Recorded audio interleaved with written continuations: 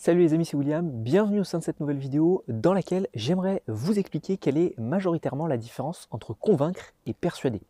Et au sein de cette vidéo, j'aimerais bien évidemment vous donner également des techniques pour arriver soit à convaincre, soit à persuader les personnes que vous avez autour de vous.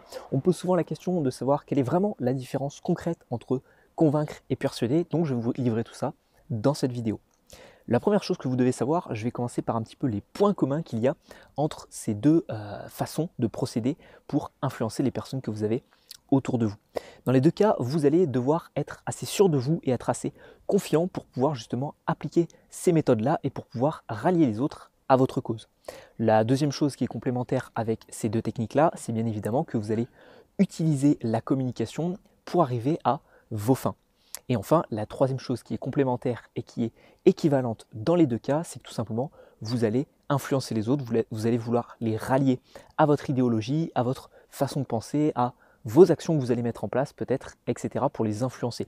Mais retenez bien que dans les deux cas, de toute façon, vous allez avoir cet objectif-là. Ce qui va changer, c'est principalement les méthodes que vous allez employer et le chemin que vous allez parcourir pour atteindre un objectif qui est, dans la majeure partie des cas, commun. Donc convaincre, ça relève du rationnel. Le rationnel, c'est quoi? C'est tout simplement des chiffres concrets, des exemples concrets et la maîtrise de votre sujet. Si vous souhaitez convaincre une personne, il faut absolument, et je pense que ce sera beaucoup plus efficace pour vous, que ce soit une personne qui est analyste. Analyste, ça veut dire quoi? C'est une personne qui est souvent dans un métier qui va être très administratif, qui va être très structuré, où il y aura des chiffres concrets. Quelqu'un qui est vraiment mathématicien, c'est purement une personne qui est analyste. À l'opposé de ça, vous avez des personnes qui, comme moi, sont un peu plus rêveurs, sont un petit peu plus dans une vision globale des choses, mais qui n'aiment pas concrètement les choses qui sont beaucoup trop carrées. Donc si vous souhaitez convaincre une personne, ce sera beaucoup plus efficace si c'est une personne qui est analyste. Je vous renvoie à une vidéo que j'avais faite sur le livre Convaincre en moins de 2 minutes. Je vous explique les 4 catégories de personnes. Je vous mettrai encore une fois une petite notice en haut à droite ou à gauche. Pour réussir à convaincre, je vais vous donner 3 leviers différents que vous pouvez utiliser et mettre en place. Donc encore une fois, je vous le répète, sur des personnes qui sont analystes.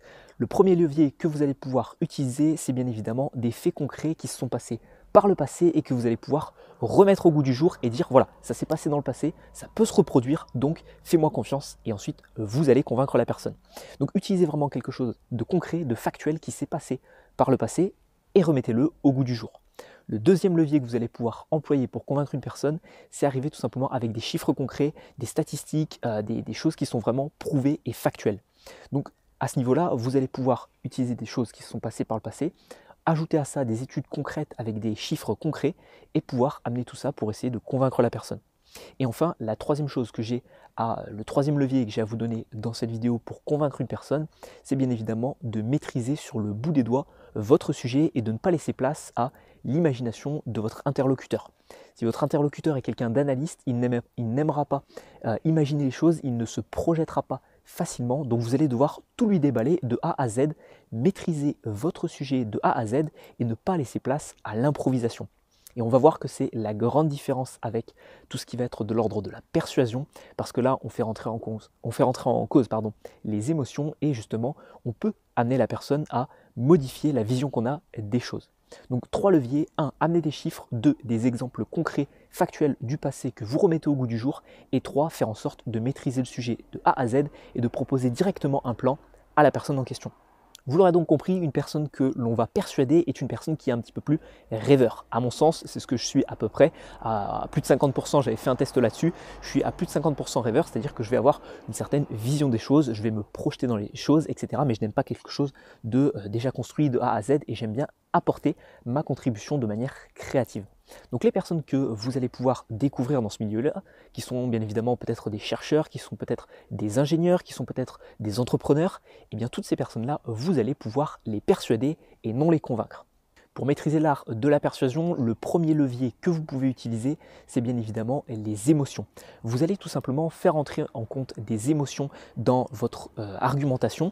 Vous allez par exemple dire ce que vous allez ressentir ou ce que la personne en question va pouvoir ressentir. Si vous faites rentrer en compte des émotions dans votre argumentation, vous arriverez plus facilement à persuader l'autre. Par contre, ce n'est pas quelque chose qu'il faut mettre en place si vous souhaitez convaincre la personne. La maîtrise des silences est également un outil indispensable pour la persuasion, ce qui n'est pas du tout le cas, encore une fois, pour arriver à convaincre une personne, lorsque vous allez essayer de la persuader, laisser des temps de pause vous permettra à vous de chercher encore plus comment arriver à jouer sur les émotions et de continuer votre argumentation un petit peu en improvisation.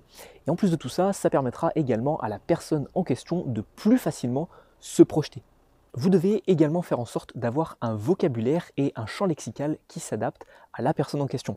Utilisez des termes visionnaires justement avec regarde ce qui pourrait se passer par la suite, imagine, etc. Encore une fois, je vous renvoie à la vidéo sur comment convaincre en moins de 2 minutes. Et enfin, le dernier levier que vous pouvez utiliser pour persuader quelqu'un, ça va être tout simplement de ce que j'avais dit sur comment convaincre, ce qu'il ne faut pas faire pour arriver justement à convaincre, c'est de laisser un champ libre à la personne pour qu'elle puisse peaufiner votre projet. Vous allez devoir maîtriser votre sujet, mais faire en sorte que la personne puisse le personnaliser avec sa vision à elle des choses, vu que vous aurez pour objectif de la persuader et non de la convaincre.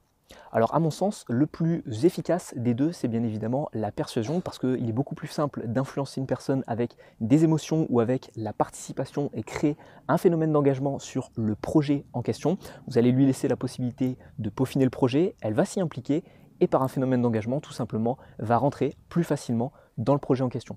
Donc à mon sens, c'est beaucoup plus puissant la persuasion que d'arriver à convaincre la personne, mais bien évidemment, vous allez devoir analyser le type de personne que vous avez en face de vous pour appliquer telle ou telle méthode. Voilà tout ce que je pouvais vous donner comme conseil pour arriver à utiliser soit convaincre, soit persuader les personnes autour de vous. Si vous êtes encore intéressé par la prise de parole en public, je vous renvoie au premier lien de la description de cette vidéo. Vous y retrouverez une série de 5 vidéos de formation totalement offertes avec plus d'1 heure de formation sur la prise de parole en public. Dans ces vidéos-ci, je vous explique comment devenir un orateur plus convaincant, comment devenir plus persuasif à l'oral, arriver à convaincre son auditoire et devenir authentique. Si tout ça vous intéresse, vous avez le lien qui se retrouve dans la description de cette vidéo. C'était William, je vous dis à la prochaine.